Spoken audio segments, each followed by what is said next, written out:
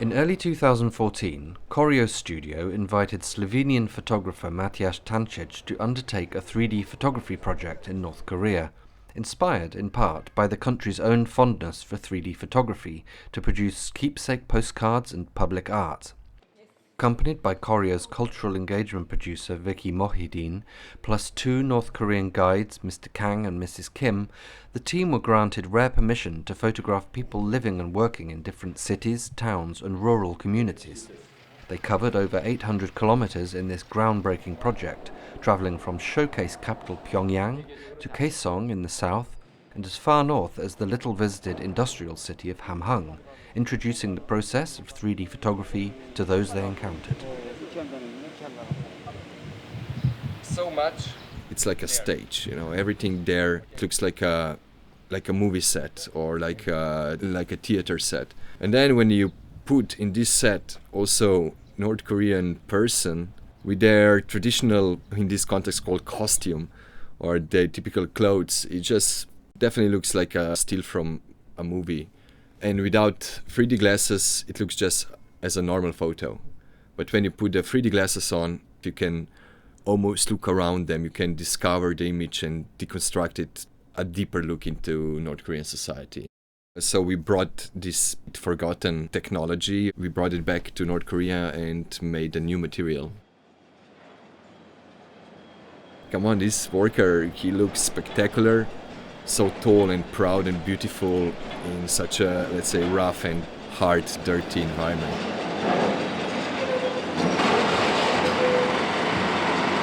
This noise is just overpowering. You've got the clanking and clanging, and as with all factories, they have a little on-site band who play revolutionary music.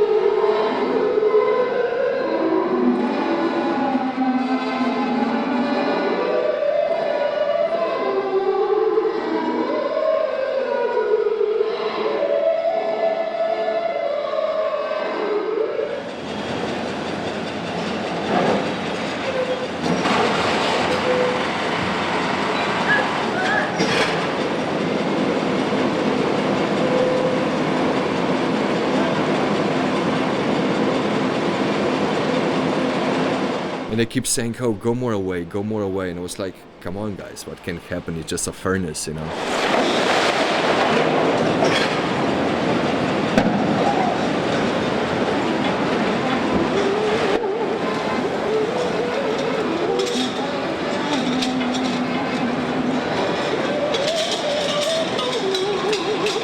I think it's really striking. I think it's beautifully lit. I just think it's a beautiful image.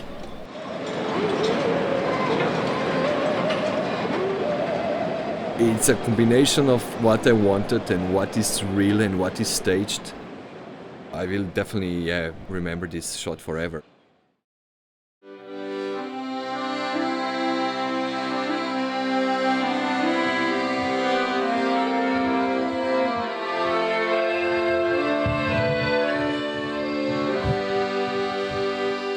This was a gorgeous day. This was a beautiful moment for us. We went to 2 cooperative farms. We travelled very far to get here. 3 hours to Wonsan and then another 2 or 3 hours to Hamhung in a tiny little van. It's quite a stern part of the country. I want to show to the West that no matter what they hear about it, it's a country with normal people that live normal lives. There is no other way, no other better way to show it than it's through portraits. It was one of those few moments where Matjaž actually was able to stop somebody quite naturally who wasn't presented to us as one of the few people that we were allowed to take a photograph of. She struck me so much as a lady that works on a farm and just wants to get on with her work. She wasn't starstruck or suspicious or any of those things that you associate with taking pictures in North Korea. She was just like, well, yeah, okay. People often talk about how North Koreans want to show us a certain side of the country, and they're trying to display some sort of false idea of the country. And it's certainly true that they only show you the very best that they have. But you can look at this photograph and say the very best farm that they have, they are planting rice by hand and they are using animals to transport things and to plough the field. It's back-breaking work. The thing is, in North Korea, no matter if it's staged or if it's not staged, it's real in that place at that time. 14 years old. Since I want to have pretty unified look and feel on the photo, I decided that I'm gonna keep using flash. And to achieve that, I need an assistant. You can focus on looking at the people and situation, and you know that the technical part, it's gonna work. I need a camera. I was up to my knees in the mud, and Khan in his leather black shoes and long pants. He was basically hanging from the edge, holding the light, as close as was humanly possible for him. Just a moment. Okay. Okay, give me. Yeah, stretch your arm with the flash. He was an amazing assistant because he completely got it. He understood which flash to take, where to stand, and then we start moving. What if I drop you? Can you imagine? We had a chance for natural discussion and jokes and engagement, and it didn't feel like we were part of this orchestrated project in North Korea. It felt like we were urbanites on a farm taking photographs of these people and their animals, and they thought we were idiots, and we probably are.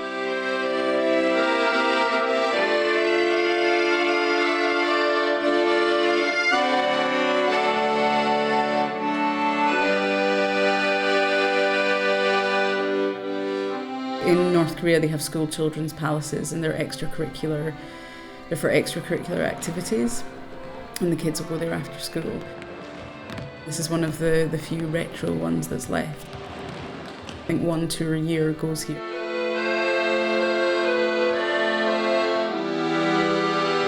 The music was actually amazing. The first song, I just want another song and another song. I get goosebumps.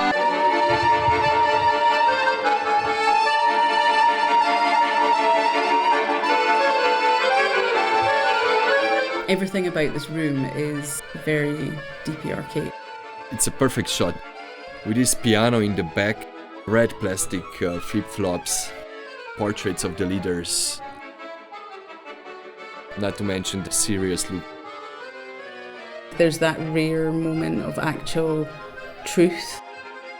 She is literally looking at the camera and she's engaging with the audience through the photograph. I don't think she was that happy or comfortable, and I think it shows, and I think that's great.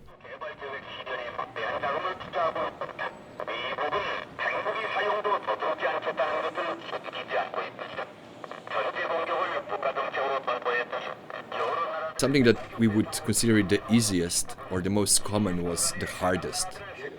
For me, a logical step to represent North Korea was also to shoot someone with a bicycle.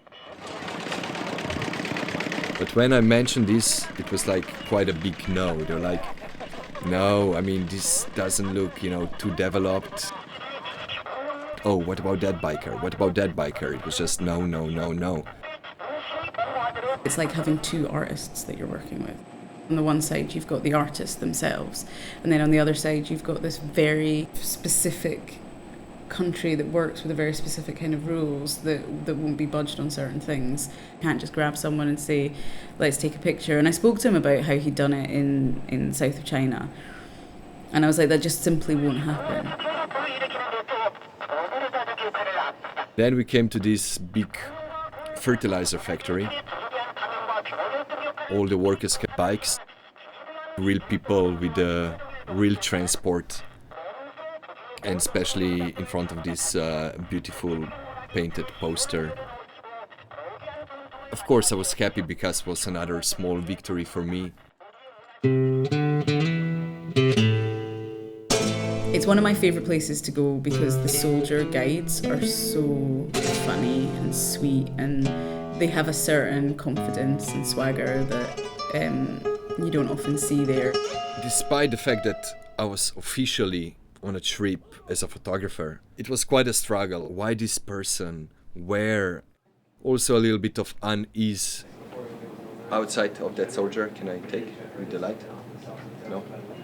I usually had only 40 seconds per person, which is nothing, especially when you really try to do a great portrait, which means good location, good light, good pose, you know, good look in the eyes or expression of the people. I had even less time because they were really reluctant to take photo. But on the other side, I was really lucky because there was this window in the place with the amazing natural light. This is exactly what you would expect to see. This is a soldier. He's looking very stern. Kang comes up to him and is saying, look, you can't move. And as soon as the photograph goes, don't move because he'll take more pictures. And he looks so nervous and so giggly. And then as soon as it's like, right, we're taking the picture, his face transforms. I just placed him in front of the window, do a quick test, and a couple of seconds later he was already gone. Nobody likes my photos. Such a hard country. This picture of the woman in the foodstuffs factory in Pyeongchang is just beautiful. Vicky told me, oh, that's the first time I actually see them work, because usually they don't have electricity. When there is no electricity, they change their clothes and they go out on the field and they grow the corn. And when the corn is ready, they harvest it and they use the corn to make these cookies. They had also some noodles and also some strong liquor. Everything made out of the corn or the wheat that they produced themselves on the fields. They kept giving us tons of those biscuits, and while Matjaž and Kang were taking photos of people, Oksok and I were in the background just like getting out of the shot, just like chomping biscuits. They were nice biscuits. We went into another room to take a picture of the guy with the cold noodle machine, and while we were in the room, the noodles came out of a gap in the ceiling and then went back up again, which was just really funny.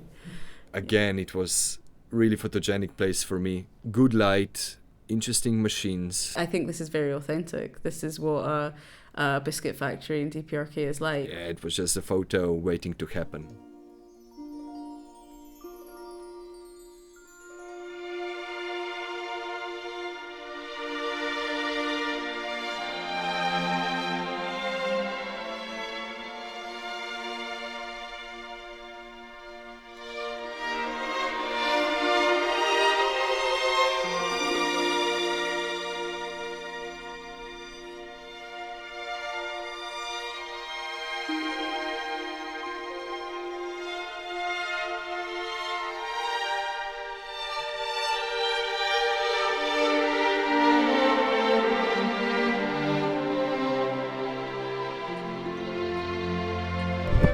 The groom is a soldier.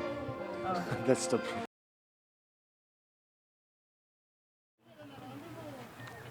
We decided to put Hamhung on the itinerary because we really wanted to do something different with this project that hadn't been done before. And when Nick and I discussed it, certain people in the tours department were like, really, you're going to Hamhung? You're not going to be able to take any pictures there. Because you can't, even the tourists can't, so how are you going to take a professional photographer there? It's even worse. And so we were like, we need to try and push the envelope, and there's no point us just going in and doing the same projects. We have to try and push it a little bit further. 자, 그럼 귀하신 선생님들께서 우리 수련님께서 걸으신 길을 따라 신성한 땅으로 들어가 보시겠습니다. No, we're just entering the sacred world. Yeah, we had to go through this game everywhere we went. When we went to a steel factory, first you go to museum. You are interested in, you go through 2 different floors, and you're like nodding and smiling and asking questions, but inside of you like just let's go, let's move, let's skip the museum, let's go to the factory, let's shoot. So sometimes I lost a bit of temper and was like, yeah, let's go. And it was always compromise, either to push through Vicky to go as fast as possible, or to try to explain your guides that I really want people. So that was also one of the clash we had. You're really not interested in museums, you just want to shoot people, which for them was so hard to understand, and disappointing. I really saw disappointments in their eyes. And for me, it was like, hell yeah. I mean, I really don't want all the museums. I'm just here for the people. So just, it was always how to communicate this as nice as possible, which was really difficult, but hence the amazing team. Vicky was outstanding. It's really, without her, yeah, it would not be possible in such extent. With pipe. And you squeeze it and you can make a really horrible sound like this. By the end of the trip, they were like, yes, we know, Matjaž, what you want. So that's why we arranged it. Out of the 4 floors of the museum, we're going to see only 2. And they also, try to push and get us whatever we want, even if it was a bit unease for them. So it was same in this photo in the university. We went to museum, we went to everything. And they were like, I was like, so can we shoot one of the students? And they're like, no. Look, it's a beautiful student, can we shoot it? And they were like, okay, let's shoot it, And in the end, we got this shot. The light was one of the best lights possible. 3D effect, it's amazing. Beautiful subject in okay environment, but yeah, beautiful light, which, does all the magic. It was worth spending then there an hour, being a little bit pain in the ass. And he was so nervous, as I recall, very, very nervous. The idea of having his photograph taken. We were probably amongst the first foreigners he'd ever met. And he just looked so composed and fabulous, and the light is so beautiful.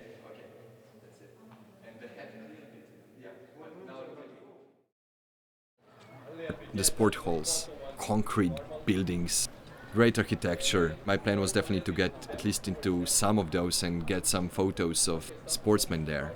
And this was a long and difficult day because we went to the maternity hospital before we came here. And I always find touring those hospitals really, really uncomfortable. It was just a very difficult day, and Matjaž just kept going for what he thought was the absolute best photograph. And that's the thing about photographers, is that sometimes it can be the uncomfortable thing about them, and sometimes it's the wonderful thing about them, is that they want the best photograph. Since there was a big statue in front of the hall with a guy flying through the air with extended hands and legs, I was like, well, let's see if you can do this. I had to use the flash because it was pretty dark, and I saw there it casts interesting shadow. Perfect, that's the last one more time. So with a couple of adjustments and angles, we took advantage of the shadow to make it photo even more interesting. The stretch was not the best, but the shadow it's perfect, so let's do it. He wouldn't stop until he had absolutely the perfect photograph. Okay, he can check, and if he's happy, then we'll finish. Otherwise, he repeats. I show photo to him. I was like, look, it's good, but I think you could, do it a bit better. If he shows this to professor, is he gonna say good jump or bad jump? I'm serious. 이거보다 더 잘 할 수 있나? 이게 지금 사진보다 더 잘 할 수 있으면 한 번 더 하고 이거 최대라면 그래서 이걸로 끝내고. One more. And then he went, he ran, and he jumped, and he did this perfect